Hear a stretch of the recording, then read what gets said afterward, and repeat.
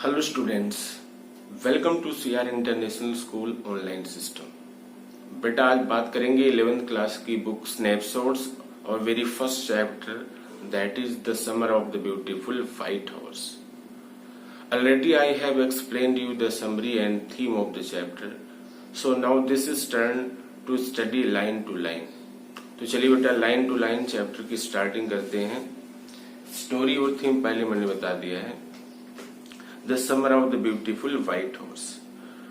चलिए देखते हैं, वेरी फर्स्ट लाइन है, this story is about two poor Armenian boys. यह कहानी दो आर्मेनियन बच्चों की है, who belong to a tribe, जो ऐसी ट्राइब से संबंधित हैं, whose hallmarks are trust and honesty, जिनकी पहचान, जिनकी आइडेंटिटी, जिनकी प्रामाणिकता, विश्वास और ईमानदारी है।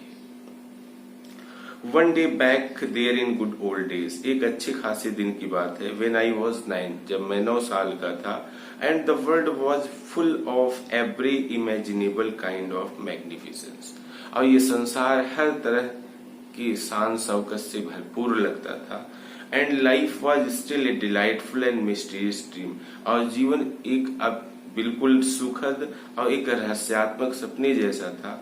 माई कजन मुराद, मेरा चचेरा भाई मुराद जो था, who was considered crazy by everybody who knew him, मेरा चचेरा भाई मुराद जिसको जो भी जानता था पागल समझता था, एक्सेप्ट मी, मेरे सिवा। मतलब मैं तो जानता था मेरा भाई कैसा है, मैं नहीं, बाकी जितने लोग उसको जानते थे हर कोई मेरे भाई को पागल समझता था। केम टू माई हाउस, वह मेरे घर आया, एट 4 in the morning, सुबह के टाइम लगभग 4 बजे वह मेरे पास आया, एंड वोक मी अप, और मुझे जगाने लगा, tapping on the window of my room, मेरे रूम की विंडो को खटखटाते हुए, टाइपिंग करते हुए वह मुझे जगाने लगा। आराम ही से उसने कहा, आई जम्प्ड आउट ऑफ बेड, मैं बड़े झटके से उठा, and looked out of the window, और विंडो के बाहर देखा। आई कुडंट बिलीव वट आई सा, लेकिन जो मैंने देखा मुझे अपनी ही आंखों पर विश्वास नहीं हो रहा था। इट वॉजंट मॉर्निंग, यह सुबह का वक्त नहीं था। देखिए, it wasn't morning yet, but it was summer, गर्मी का मौसम था। And with daybreak not many minutes around the corner of the world, it was light enough for me to know I wasn't dreaming. मतलब कहने का मतलब क्या है, इतना सुबह नहीं था, रात्रि नहीं थी, मतलब कुछ ही पल में चारों तरफ जो है उजाला होने वाला था, ऐसा कर सकते हैं। It was light enough for me to know I wasn't dreaming, मतलब जिससे मैं इंश्योर कर सकता था कि मैं सपना नहीं देख रहा हूं। माई cousin Murad was sitting on a beautiful white horse, मेरा चचेरा भाई जो है एक सुंदर सफेद घोड़े पर बैठा हुआ था। I stuck my head out of the window, मैंने खिड़की से बाहर झांका, एंड रब्ड माई आईज, अब अपनी आंख को थोड़ा सा रगड़ करके देखा। कहने का मतलब क्या है, उसका भाई घोड़े पर बैठा हुआ है, उसे विश्वास नहीं हो रहा है या सुबह है या अभी रात है, और मतलब उसने ये बताया कि कुछ ही पल में चारों तरफ उजाला होने वाला था। इतना आश्वस्त में हो सकता था कि भाई ये रात नहीं, मैं सपना देख रहा हूं। तो उसे अपनी आंखों पर भरोसा नहीं हो रहा है कि वह सफेद घोड़े पर बैठा हुआ है। Yes, he said in Armenian, Armenian भाषा में उसने कहा, इट्स हॉर्स, ये घोड़ा है। मतलब जब उसने हराम ने आंख को रगड़ करके एक बार देखा तो उसे लगा उसको आंख से साफ नहीं दिखाई दे रहा है, तो उसने कहा ये घोड़ा ही है और कुछ नहीं है। यू आर नॉट ड्रीमिंग, आप सपना नहीं देख रहे हो। Make it quick if you want to ride, जल्दी करो अगर आप घुड़सवारी करना चाहते हो। I knew my cousin Murad enjoyed being alive more than anybody else who had ever fallen into the world by mistake. I knew, मैं जानता था कि my cousin Murad, मेरा चचेरा भाई मुराद जो है, enjoyed being alive more, मतलब जीवित रहने का पूरा लाभ लेता था। संसार में जितने लोग आए हैं, जो भी कोई आया है, देखिए, more than anybody else who had ever fallen into the world, मतलब संसार में जो भी आया, मतलब जो भी है, उससे ज्यादा कहीं एंजॉय करता था। But this was more than even I है कुड बिलीव। लेकिन अब की बार कुछ ऐसा हो गया था जिससे उसे अपनी आंखों पर विश्वास नहीं हो रहा था। देखना, this was more than even I could believe, लेकिन अब की बार कुछ ज्यादा था जो मुझे विश्वास नहीं होने दे रहा था। इन द फर्स्ट प्लेस, पहली बात तो ये थी, माई अर्लीस्ट मेमोरीज, मेरी प्रारंभिक जो यादें थी, स्मृतियां थी, had been memories of horses, वो घोड़ों से संबंधित थी। And my first longings had been longing to ride, और मेरी पहली जो जिज्ञासा थी वो थी घुड़सवारी करने की।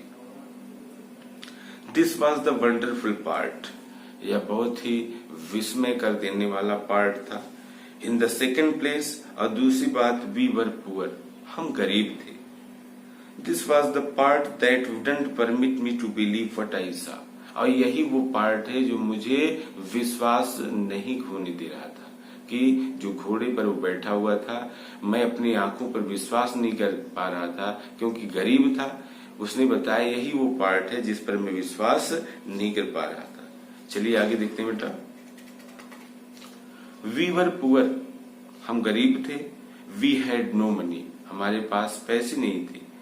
आवर होल ट्राइब, हमारा पूरा परिवार, पूरा कबीला, वॉज पॉवर्टी स्ट्रिकन, गरीबी से जूझ रहा था। Every branch of the Garoghlanian family was living in the most amazing and comical poverty in the world. Every branch of the Garoghlanian family, Garoghlanian परिवार की हर शाखा was living in the most amazing, बहुत ही चकित कर देने वाली और कॉमिकल पॉवर्टी, हास्यजनक गरीबी में जी रही थी। इन द वर्ल्ड, पूरे संसार में। नोबडी कुड अंडरस्टैंड, कोई नहीं समझ पाता था। Where we ever got money enough to keep us with food in our bellies, कि हमें भोजन कहाँ से मिलता है, हमारा पेट कहाँ से भरता है, हम कहाँ से अपनी जीविका चलाते हैं। Not even the old man of the family, यहाँ तक कि परिवार के जो ओल्ड लोग होते थे उनको भी नहीं पता चलता था। मोस्ट इम्पोर्टेंट ऑफ ऑल, और सबसे जरूरी बात क्या है, though we were famous for our honesty, हम अपनी ईमानदारी के लिए जाने जाते थे। We had been famous for our honesty for something like 11 centuries, मतलब आप कह सकते हो 11 सेंचुरीज से ये इनकी ऑनेस्टी और ट्रस्ट के लिए जाने जाते थे। Even when we had been the wealthiest family, यहाँ तक कि उस समय जब हम बहुत संपन्न परिवार हमारा हुआ करता था। In what we like to think, जो हम सोचते थे वॉज द वर्ल्ड, संसार में, उस समय से लेकर के कहा जा रहा है। We were proud first, honest next, and after that we believed in right और रॉन्ग। अब देखिए उन्होंने क्या बताया, वी वर प्राउड फर्स्ट, थोड़ा सा स्वाभिमानी प्रवृत्ति के थे, ईमानदार थे। एंड आफ्टर दैट, इसके बाद, we believed in right and wrong, हम सही और गलत में विश्वास करते थे। None of us would take advantage of anybody in the world, संसार में हम में से कोई भी किसी से लाभ नहीं कमाता था। लेट अलोन स्टील, चोरी की तो बात ही छोड़ो।